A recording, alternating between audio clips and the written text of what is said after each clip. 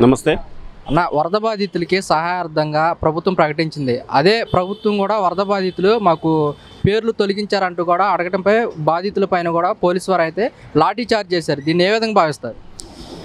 బషీరాబాద్లో చంద్రబాబు నాయుడు 14 సంవత్సరాల క్రితం ముఖ్యమంత్రిగా ఉన్నప్పుడు బషీరాబాద్లో రైతుల్ని అతి దారుణంగా కిరాతకంగా గుర్రాలతో తొక్కించిన చరిత్ర చంద్రబాబు నాయుడుది. ఈ వరద బాధితుల్ని లాఠీ చార్జ్ చేయడంలో ఆశ్చర్యం ఏముంది చెప్పండి? చంద్రబాబు నాయుడుకు పేటెంటు లాఠీ చార్జ్ అనమాట. బషీరాబాద్లో రైతులు మాకు కరెంటు ఛార్జీలు తగ్గించండి, కరెంటు కోతలు చాలా దారుణంగా ఉన్నాయి, పంటలు పండించడానికి చాలా ఇబ్బందిగా ఉందని చెప్పేసి కరెంటు ఛార్జీల మీద అసెంబ్లీని ముచ్చడి కార్యక్రమం చేపట్టి హైదరాబాద్లో ఒక భీకరమైన పోరాటం చేస్తే దానికి ప్రజలకు రైతులకి చంద్రబాబు నాయుడు ఇచ్చిన గిఫ్ట్ ఏంటో తెలుసా? గుర్రాలతో తొక్కిచ్చి అది పైశాచికంగా గుర్రాలతో తొక్కిచ్చిన చరిత్ర చంద్రబాబు నాయుడు. అంత రైతుల మీద అంత దారుణంగా కక్షపూరితంగా వ్యవహరించిన ఈ చంద్రబాబు నాయుడు ఈరోజు వరద బాధితుల్ని లాఠీ చార్జ్ చేయడు చేశాడా నిజమా అని మనం ఆశ్చర్యపోవాల్సినంత పనేం లేదు. మొత్తం విజయవాడ మొత్తం వరద బాధితులు వరదలో తుడిచిపెట్టుకుపోయింది విజయవాడ మొత్తం. ఎందుకని? ఎవరి వల్ల? నీ వల్ల. నేను క్యాంప్ ఆఫీస్లో కూర్చొని ఏ స్ట్రీట్ లైట్లు వెళ్తుందో ఏ స్ట్రీట్ లైట్ వెళ్ళట్లేదో నేను ఇక్కడ నా డాష్ బోర్డ్లో చూసి చెప్పగలను. అంత టెక్నాలజీ ఉంది, నాకంత పరిజ్ఞానం ఉందని చెప్తాడు. మరి అంత పెద్ద వరద వస్తున్నప్పుడు నువ్వు కనీస సమాచారం ఇవ్వలేని దౌర్భాగ్యుడు ఎవరు? నువ్వే కదా. అధికార యంత్రాంగం ఉంది కదా, అధికార యంత్రాంగాన్ని పిలిపించి నువ్వు ప్రజలను అప్రమత్తం చేయాలి కదా. వెళ్ళవలసిన వాళ్ళు వెళ్తారు కదా, అలా వెళ్ళనీయకుండా వాళ్ళ సమాచారం ఇవ్వనీయకుండా వాళ్ళ మానాన్న వాళ్ళని వదిలేసి వరదల ముంపుకి తీవ్రమైన నష్టం కలిగించింది ప్రజలకి నువ్వు కాదా చంద్రబాబు నాయుడు? పైగా నువ్వు పబ్లిసిటీ కోసమేమో ఎంతైతే మీకు ఆర్థికంగా మీరు ఎంతైతే నష్టపోయారో ఆ మొత్తం నేను ఇచ్చేస్తాను, మీరు ఎవరు అధైర్యపడవద్దు, నేనున్నాను మీకు అని చెప్పేసి ఆ బోట్లో షికారు చేశాడు. తీరా కార్యాచరణ దగ్గరికి వచ్చేసరికి పంగనామాలు పెట్టాడు. 80,000 మందికి ఇస్తున్నాడు. ఇప్పుడు మొత్తం దగ్గర 2 లక్షల పైచీలుక మంది వరద బాధితులు ఉంటే విజయవాడ నగరం పరిధిలో మొత్తం 80,000 మందికి ఇస్తున్నాడు. ఆ 80,000 మందికి కూడా ఎన్ని అవకతవకలు. ఆ 80,000 మందికి కూడా ఈరోజు ఎవరికి ఈరోజు అని చెప్పాడు. ఆ 80,000లో దాదాపుగా ఒక 20-30,000 మందికి పడతాయి అంతే. ఎవరైనా పేరు జగన్మోహన్ రెడ్డి గారు అంత పెద్ద కరోనా సైతం లెక్క చేయకుండా ఎవరికి ఎటువంటి పార్టీలు కులాలు మతాలు అనే భేదాభిప్రాయం లేకుండా ఒక్క బటన్తో కోట్ల మందికి సాయం చేశాడు. ఈ ఒక్కరు 1 లక్ష 2 లక్షల మందికి సాయం చేయడానికి దగ్గర పక్షం రోజులు పట్టింది, 15 రోజులు పట్టింది చంద్రబాబు నాయుడికి.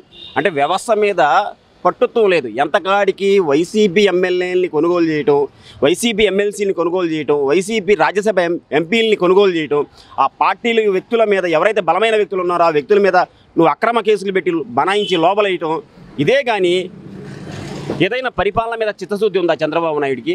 నిజంగా చిత్తశుద్ధి ఉంటే ఈ కరకట్ట ప్రాంతంలో విజయవాడ నగరంలో 38వ డివిజన్కి కరకట్ట ప్రాంతం ఉంది. ఆ కరకట్ట ప్రాంతం కృష్ణానది పరివాహక ప్రాంతం 100 మీటర్ల దూరం. అలాంటి 100 మీటర్ల ఉన్న దూరంలో ఆ పరివాహక ప్రాంతం ఆ కరకట్ట మునగదా అండి? 100 మీటర్ల దూరంలో ఉన్న కృష్ణానది పొంగితే ఆ కరకట్ట ప్రాంతం మునగదా? ఆ నిర్వాసితులందరూ నష్టపోరా? కనీసం ఒక్క పేరు కూడా నమోదు చేయలేదు, ఒక్కళ్ళు కూడా సాయం చేయలేదు.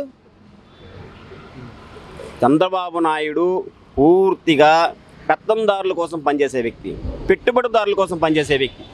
ఇలాంటి వ్యక్తి దగ్గర నుంచి మనం ఏదేమైనా సాయం కూడా ఆశించడం నిజంగా మన దౌర్భాగ్యం, మన కర్మ అనే నేను చెప్తాను. సుమారుగా 1,50,000 మందికి కూడా విజయవాడలో ఉన్న ముప్పు ప్రాంత ప్రజలందరికీ ఈరోజు మేము అకౌంట్లో వేస్తున్నామని చెప్తున్నారు కదా. నేను చెప్పేది అదేనండి. కోటాని కోట్ల మందికి ఒక్క బటన్తో జగన్మోహన్ రెడ్డి గారు ఎటువంటి అపోహలు లేకుండా ఒకే ఒక రోజులో ఈ రూపంగా నేను బటన్ మీడియా సాక్షిగా నేను ఇవాళ బటన్ నొక్కుతున్నానంటే మరొక గంట వ్యవధిలో ప్రతి ఒక్క సెల్ ఫోన్లో నోటిఫికేషన్లు వచ్చాయి, అకౌంట్లో డబ్బులు పడ్డాయి అని చెప్పేసి. నువ్వు తిప్పి కొడితే 85,000 మందికి నువ్వు పేర్లు రాసుకున్నావు నష్టబాధితుల కింద. ఆ 80,000 మందికి నువ్వు అకౌంట్లో డబ్బులు వేయడం కోసం కింద మీద పడుతున్నావు.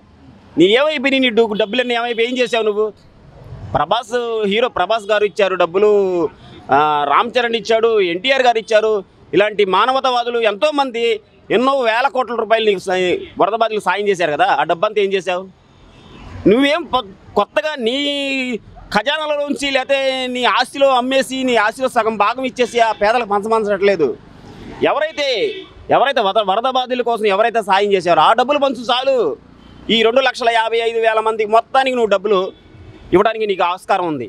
ఆ డబ్బులు కూడా నువ్వు గుంజేసి ఆ డబ్బులు కూడా నువ్వు దండుకొని రామోజీరావుకి 3 రోజుల కార్యక్రమం చేయడం కోసం దగ్గర 12 కోట్లు ఖర్చు పెట్టావు. ఎవడాడు రామోజీరావు ఎవడు అసలు? మనకేం సంబంధం అంటే నీ పెట్టుబడిదారుడు అని చెప్పేసి 12 కోట్లు ఖర్చు పెట్టి పెద్ద సంతాప సభ ఏర్పాటు చేస్తావా? ఇక్కడ లక్షలాది మంది గంగపాలైపోయి చచ్చిపోయి లక్షలాది రూపాయల ఆస్తి నష్టం జరిగితే వాళ్ళకి 80,000 మందికి నువ్వు పరిహారం అందిస్తావా? అది కూడా ఇంత జాప్యమా? ఎప్పుడు ఆ మనిషి చచ్చిపోయి గుంట తీసి బూడ్చాక మొత్తం శవవేటికి నువ్వు చేస్తావా? కాబట్టి ఒకటండి, మనం చంద్రబాబు నాయుడు గురించి ఎన్ని మాటలు మాట్లాడుకున్నా మన సమయం వృధా, మన టైం వృధా, మన కంఠశ్వాస తప్పితే అతను మారాడు. అదే సామెత ఉంది సార్, ఎలుక తోలు తెచ్చి ఎలా ఏడాది ఉతికినా నలిపే కానీ తెలుపు రాదని చెప్పేసి ఒక పద్యం ఉంది. ఆ పద్యానికి ఈ చంద్రబాబు నాయుడు కరెక్ట్గా సూటబుల్ అవుతాడు. వరద బాధితులకు తక్కువ టైంలోనే ఏ ప్రభుత్వం చేయని విధంగా కూటమి ప్రభుత్వం చేస్తుందని చెప్తున్నారు కదా. ఏం చేశారు మీరు? ఫోటోలకు ఫోజులు ఇచ్చారు. నేను చంద్రబాబు నాయుడు ఒక వరద బాధితుడు, పిఠాపురంలో పవన్ కళ్యాణ్ కూడా ఒక వరద బాధితుడు. ఈయన వరద వల్ల ఈయన కరకట్ట ప్రాంతంలో అక్రమంగా కట్టుకున్న ఈ చంద్రబాబు నాయుడు కొంప ఆశాంతం మునిగిపోయింది. మునిగిపోవడంతో ఎక్కడ తలదాచుకోవాలో తెలియక వెళ్ళి కలెక్టర్ ఆఫీస్లో తలదాచుకున్నాడు. కలెక్టర్ ఆఫీస్లో తలదాచుకొని బోటు షికారు చేశాడు. ఒక్కసారి చంద్రబాబు నాయుడు నువ్వు సెక్యూరిటీ లేకుండా ఒక్కసారి సింగరేణి ప్రాంతంకి వెళ్ళు, ఒక్కసారి సెక్యూరిటీ లేకుండా ఆ లోనా సెంటర్కి వెళ్ళు, సెక్యూరిటీ లేకుండా కండ్రిక ప్రాంతంకి వెళ్ళు, ఏంటో చూపిస్తారు ప్రజలు. కాబట్టి ఇలాంటి బోటకం మాటలు, కళ్ళబొల్లి మాటలు, ప్రజల్లో మభ్యపెట్టే మాటలు ప్రజలు విని విసిగి వేసారిపోయారు.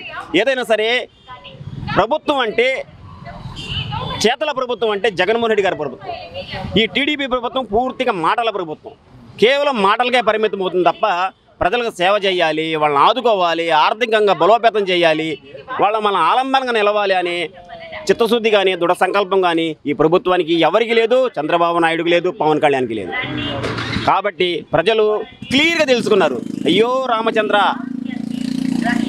అసలు మళ్ళీ వెనక్కి తిరిగి చూసుకోలేని పెద్ద తప్పు చేశామే, ఎందుకు ఈ కూటమి నేతలు ఓటేసాము, ఎందుకు ఈ దౌర్భాగ్యాన్ని గెలిపించాము, ఇతని మాయ మాటలు మళ్ళీ మోసపోయాం కదా అని చెప్పి ప్రజలు నెత్తినోరు కొట్టుకుంటున్నారు.